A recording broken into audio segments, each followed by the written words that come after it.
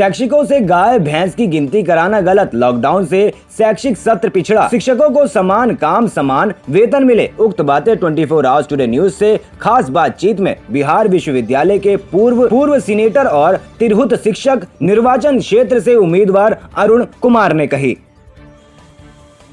बिहार विश्वविद्यालय के पूर्व सीनेटर और तिरहुत शिक्षक निर्वाचन क्षेत्र से भावी प्रत्याशी डॉक्टर अरुण कुमार सिंह जी से आज हम जानेंगे ताज़ा राजनीतिक हालात पर और आने वाले विधानसभा चुनावों पर। साथ ही साथ जो शिक्षक निर्वाचन क्षेत्र का जो चुनाव स्थगित अभी तक चल रहा है उसके बारे में भी जानेंगे कि सरकार की आगे क्या नीति होगी, क्योंकि ये पॉलिटिकल साइंस के प्रोफेसर भी रह चुके हैं। तो संवैधानिक क्राइसिस जो अभी चल रहा है देश में, इसके बारे में भी हम जानेंगे कि सरकार आगे क्या क्या नीतियाँ बनाएंगी और क्या अभी चुनाव का समय है, क्योंकि पूरी तरह से शिक्षा व्यवस्था ध्वस्त है। ये कोरोना के कारण सारे विद्यालय, सारे कोचिंग संस्थान, सारे महाविद्यालय सारे बंद हैं। इस परिस्थिति में शिक्षकों को चुनावी ड्यूटी लगाना क्या उचित है, इन्हीं तमाम बातों पे आज हम सर से जानेंगे कि क्या हो सकता है और सरकार को क्या करना चाहिए। नमस्कार सर। नमस्कार सर। सर्वप्रथम सर, अभी जो कोरोना महामारी का जो समय चल रहा है और इसमें पूरा शिक्षा व्यवस्था अभी कंप्लीट बंद है, स्कूल कॉलेज कोचिंग संस्थाएं सब कुछ बंद है और सरकार के द्वारा लगातार चुनावी तैयारी की बात की जा रही है। क्या सर ये आपकी नज़र में क्या कहना है इसके बारे में सर? देखिए, मैं राजनीति विज्ञान के छात्र के नाते इतना तो अवश्य कहना चाहूँगा कि चुनाव समय पर होना चाहिए।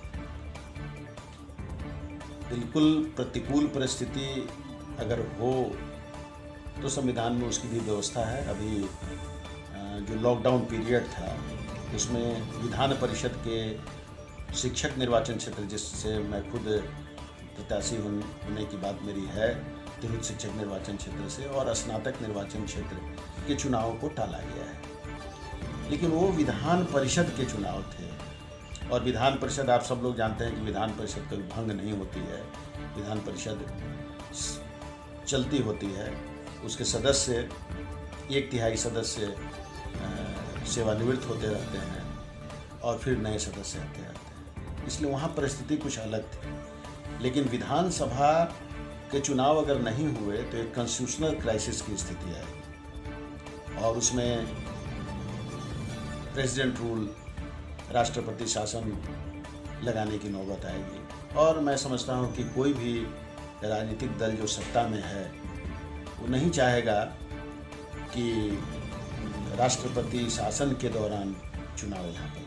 सर ऐसी क्या कमी आ जाती है राष्ट्रपति शासन में, जो क्योंकि कोरोना महामारी है और पूरी शिक्षा व्यवस्था जब अभी ठप है तो पहले बच्चों की एकेडमिक सेशन चालू करने की बात होनी चाहिए कि सर चुनाव की बात होनी चाहिए सर? देखिए, दोनों दो तरह की चीज़ हैं। जो आप जो सवाल उठा रहे हैं एकेडमिक सेशन की, जहाँ तक बात है, या फिर स्कूलों में पढ़ाई वगैरह प्रारंभ करने की बात है, तो निश्चित रूप से वो बहुत ही आवश्यक है। लेकिन जैसा कि आप जानते हैं कि जो हमारे स्कूल्स हैं उसमें जो बच्चे पढ़ रहे हैं वो 18 बरस के नीचे के बच्चे हैं, ज़्यादातर बच्चे। कुछ ही बच्चे ऐसे होंगे जो 18 साल के ऊपर के होंगे, तो उनका कोई इन्वॉल्वमेंट चुनाव में नहीं है। और ऐसे भी आप देखेंगे कि चुनाव के समय में स्कूल्स को इसलिए बंद करना पड़ता है कि स्कूल के जो शिक्षक हैं उनको आप जो चुनाव की जवाबदेही होती है, जिम्मेवारी होती है, वो आप देते हैं। इसलिए और फिर स्कूलों में या फिर महाविद्यालयों में पारामिलिट्री फोर्सेज भी आते हैं, उसके कारण भी महाविद्यालय या फिर जो स्कूल्स हैं वो बंद होते हैं। तो इसलिए ये तर्क बहुत बड़ा तर्क नहीं है कि स्कूल अभी बंद है। स्कूल बंद है तो स्कूल तो उस समय ऐसे भी बंद रहेंगे।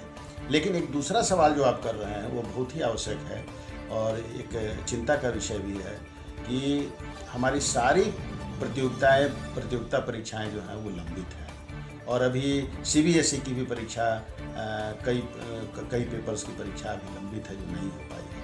तो एक एक्स्ट्राऑर्डिनरी सिचुएशन देश में है और निश्चित रूप से सरकार को ये सोचना है कि कम समय में जल्दी से जल्दी हम इस महामारी पर विजय भी प्राप्त करें और साथ साथ जिस तरह से हमने लॉकडाउन को ढीला किया है, एडुकेशन सेक्टर को भी खोलना आवश्यक है, क्योंकि हम देख रहे हैं कि सब चीज़ तो खुल गया है लेकिन एडुकेशन सेक्टर अभी बिल्कुल।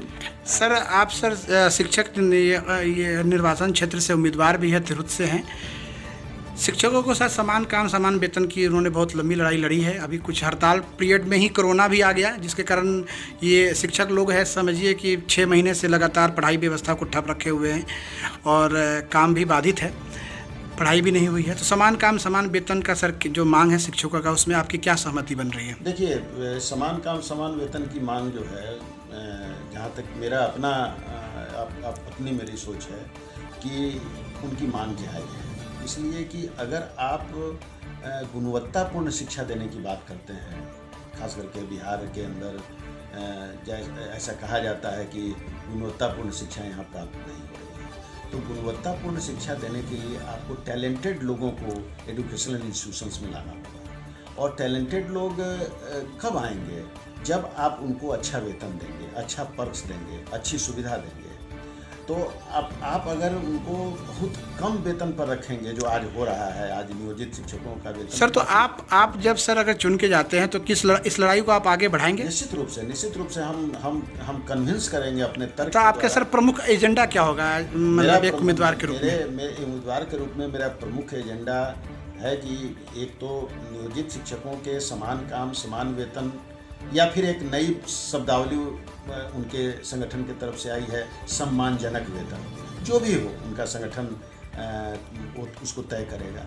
लेकिन निश्चित रूप से बिहार सरकार को, जिसकी भी सरकार आगे बने, और मुझे अगर वहाँ जाने का मौका मिला तो निश्चित रूप से मैं चाहूँगा कि इनको एक जो सृजित पद थे, जिनको कि समाप्त किया गया बिहार के विद्यालयों से, उस सृजित पदों पर जो वेतनमान था, वो वेतनमान निश्चित रूप से बिहार के नियोजित शिक्षकों को भी मिलना चाहिए। सर, मतलब आखिरी सवाल सर, कि आप सर शिक्षक निर्वाचन क्षेत्र से उम्मीदवार है तिरहुत से।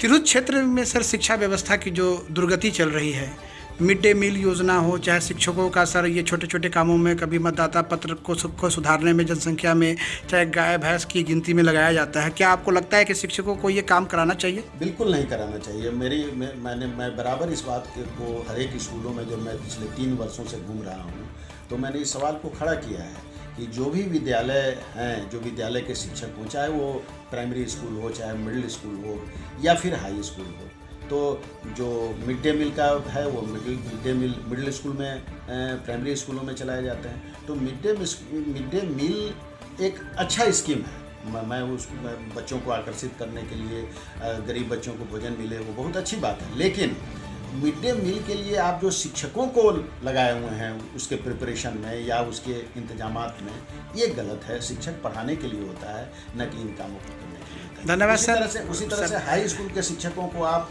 वो गैर शैक्षणिक कार्यों में लगाते हैं। तो निश्चित रूप से हमारी ये मांग है कि नहीं, कभी भी शिक्षक को गैर शैक्षणिक कार्य में नहीं लगाया जाना चाहिए, बल्कि उनकी जगह विद्यालय में है, वो विद्यालय में रहें और बच्चे को पढ़ाएं। धन्यवाद सर, 24 आवर 20 न्यूज़ से बात करने के लिए। बहुत बहुत धन्यवाद अमित जी।